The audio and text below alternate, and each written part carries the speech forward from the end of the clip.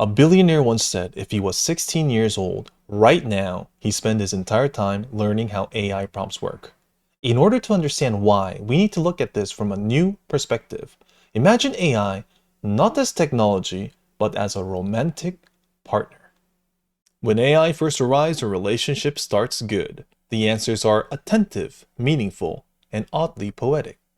But as more customers arrive, AI begins to split its loyalty to its bosses, investors, and worse, other customers. And as AI meets more customers, it begins to remember dates that never happened and swears it's telling you the truth when in fact it's hallucinating. This is a fundamental problem with AI. As more and more people and their agendas enter the scene, AI is designed to be less tailored and less valuable to each individual. That's what the advice meant.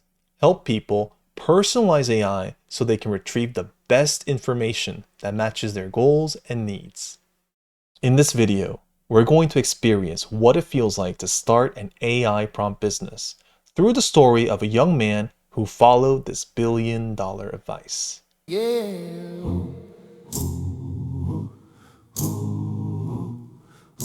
Charlie could no longer go to school. They all shut down, and his father kicked him out of the house, telling him to go find some work. Normally, Charlie would have been an apprentice for a company. He'd observe his seniors and absorb their good habits. But companies no longer hired anymore, so Charlie stared at his neighbors, thinking, how do I earn their money?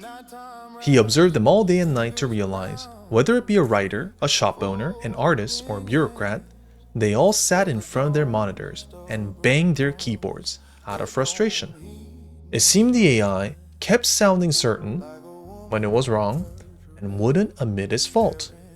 Charlie just discovered the new negative emotions AI had brought to society. And all emotions, good or bad, throughout the entire course of human history, have always been highly monetizable product ideas. Charlie studied this cause of frustration by experimenting long hours in his room. He quickly learned that AI had its own language that meant completely different things to humans.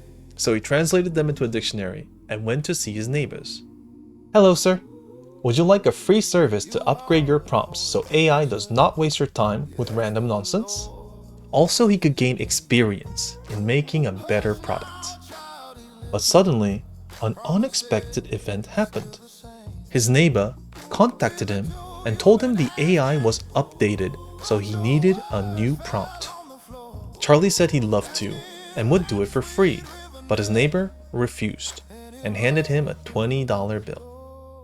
In Asia, there's a folk saying, old money stays rich, but new money doesn't.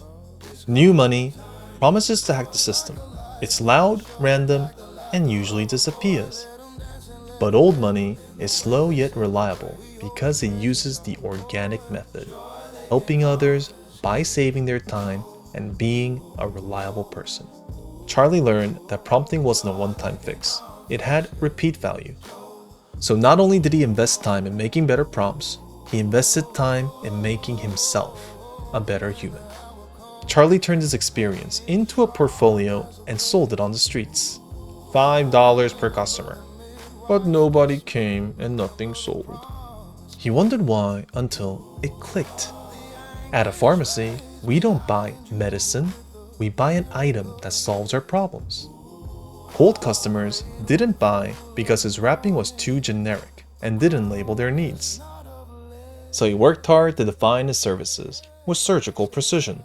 For people who needed help translating their ideas into visuals or music, for people who needed to separate AI-made claims from real facts, and for people who needed to know if AI used their work without consent. That's when cold customers began to pay attention and ask him questions. And when he attracted enough customers, Charlie had become a community. And when a community forms, companies begin to arrive. One of the customers wondered if Charlie could teach the employees how to use AI. The pay would not be $5, but $5,000. And once he's added that to his portfolio, that's when he started to cold reach companies. Beep! Hi, I help teams reduce AI rework and error rate by turning your best workflows into a reliable prompt and check system. If you're open to it, I can run a short pilot on one workflow and deliver a repeatable playbook your team can use. After 10,000 contacts, he managed to land one client. And the more clients he got, the less takes it took for next time. After making a reasonable amount of fortune, he wrapped up his entire expertise and sold them into a book, lecture, or a podcast. When his journey was over, Charlie thought to himself, wait, this is exactly what my father did to make money. And the key lesson is this: AI isn't the portal to the future, it's the portal to the past.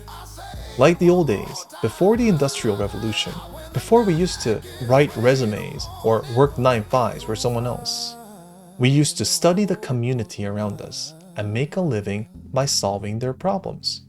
I am highly optimistic that AI will bring us together because we need each other more than ever now, and we'll be willing to work hard to earn that spot in the community.